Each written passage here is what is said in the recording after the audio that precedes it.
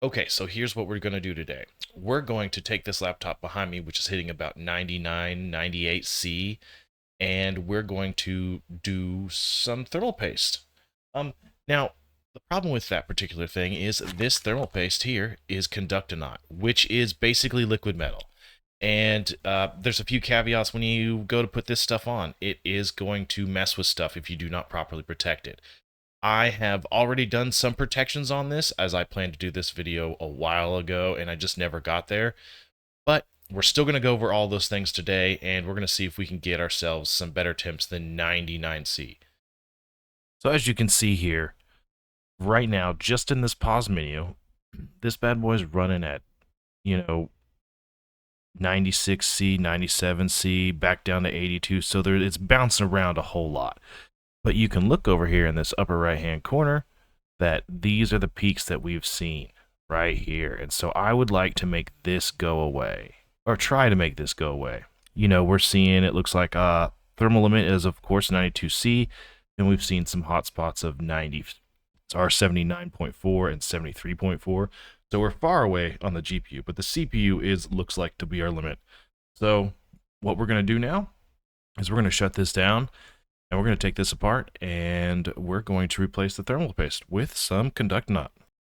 Okay, so basically this is cooled down enough now. So what I'm going to do now is I'm going to shut this down and we're going to open this up.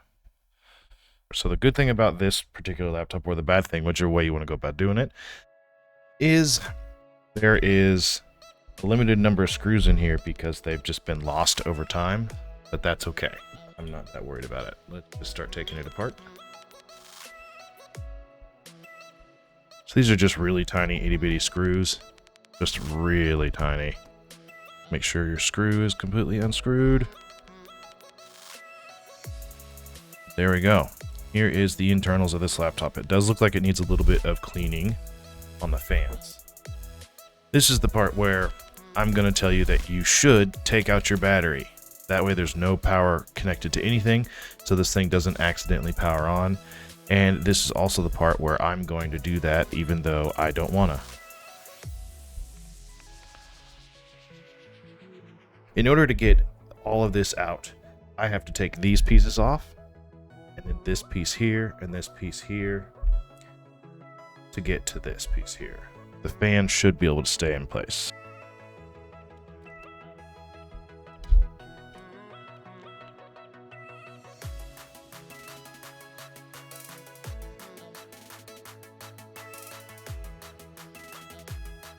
Okay, now for the screws that actually hold the heatsink on. So that is going to be this screw, this one, this one, this one, this one, this one, this one, and this one. So let's do that.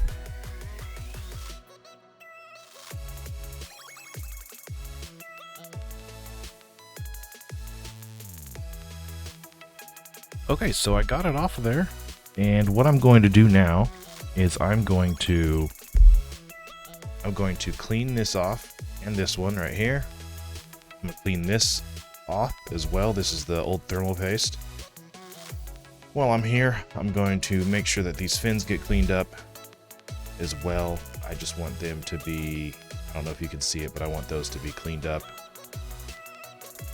And since I'm also here, I'm going to take the time and I'm going to do a little bit of cleaning on the fans too, so there's maximum amount of airflow.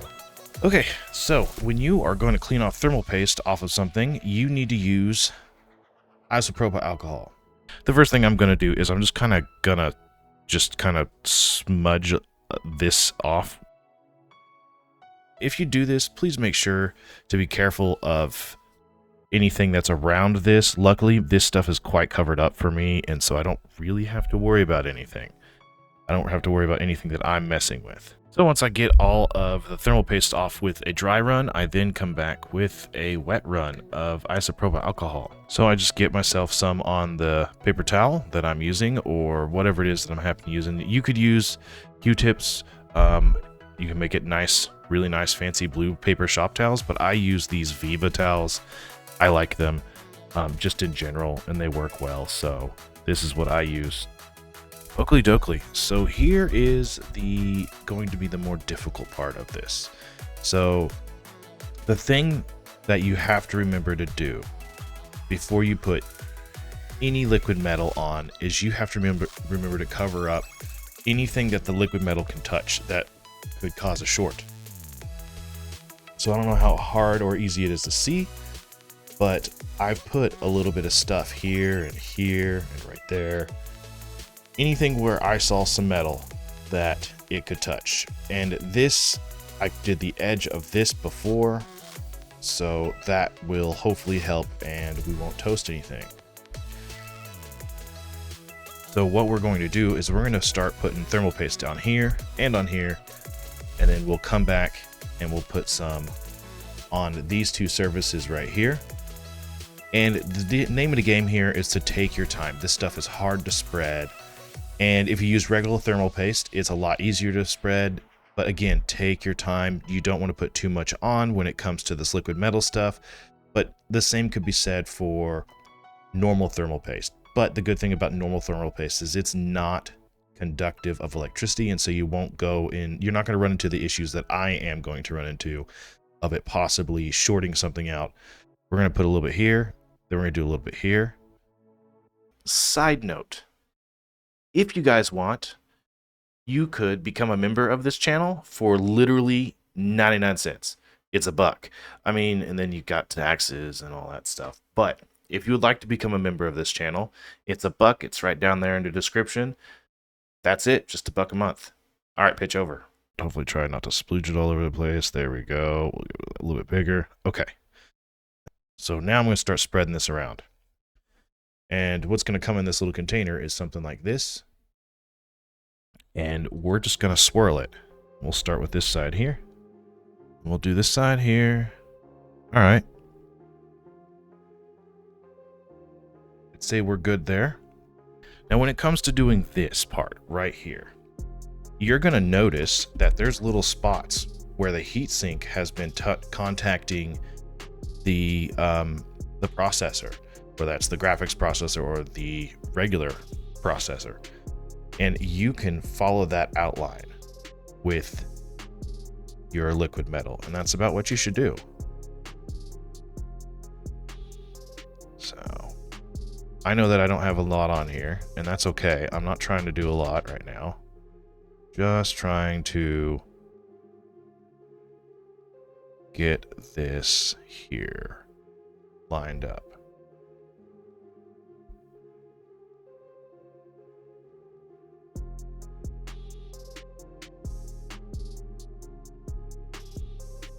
Okay, so now that you have everything good to go, you got your paste on here, your thermal paste, in this case, conduct nut on here, and you got it on here, then we're just going to put stuff together. If you're using thermal paste, all you have to do is put thermal paste on this side. You do not have to put it on here, and we are going to put this guy together again. Also very important that when you go to put your heat sinks back on, you need to be careful with how you do it. Okay, so once you get all of your screws in there and for sure are touching some threads and got a good bite on them, you're going to tighten them down in a crisscross pattern.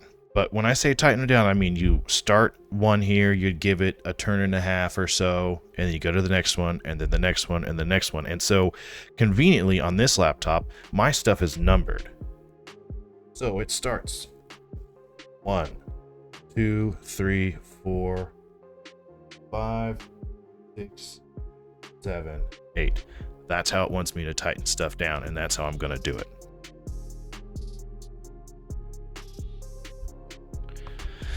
Okay, anybody else as nervous as I am? I mean, this is my only laptop outside of my wife's laptop that has any capability of doing any sort of video editing. Yay, nervousness. I mean, honestly, if I mess it up, I mess it up. It is what it is.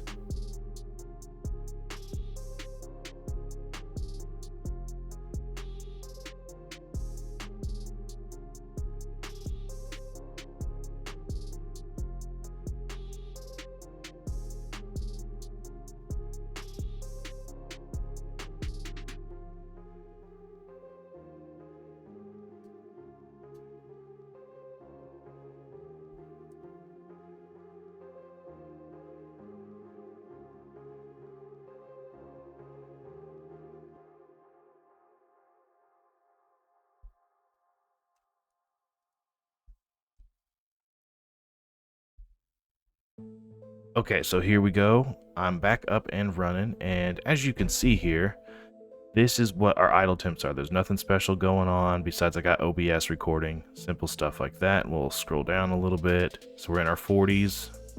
We got a couple of highs up there. Got 69 as our high so far. This just doing normal stuff. Same with our GPU, it's nice and low. So let's fire up The Witcher again. The computer is loaded up. If you look there in the upper left hand corner, you'll see that the GPU is hanging around 71 and the CPU is hanging around 80 there. 81 I saw was a high there for a second. So that is exactly what it looks like in this menu. 82 there I saw. And we are just going to run into Skelligig here.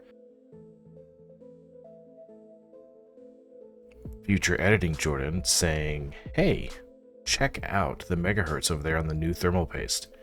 It is solid at 3900 megahertz, while the old thermal paste is bouncing around between 31 and I think 36 was the highest that I've seen.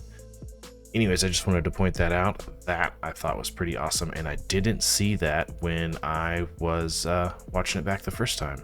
So yeah, Future Jordan editing person out. So let's look at. All right. So look at this. So we did hit a thermal throttle at one point, it looks like. The highest that I see us get to, though, is 91 degrees C. So this is nice. This is nice. Way better. We were hitting, you know, maxing out 99 C, which is crazy.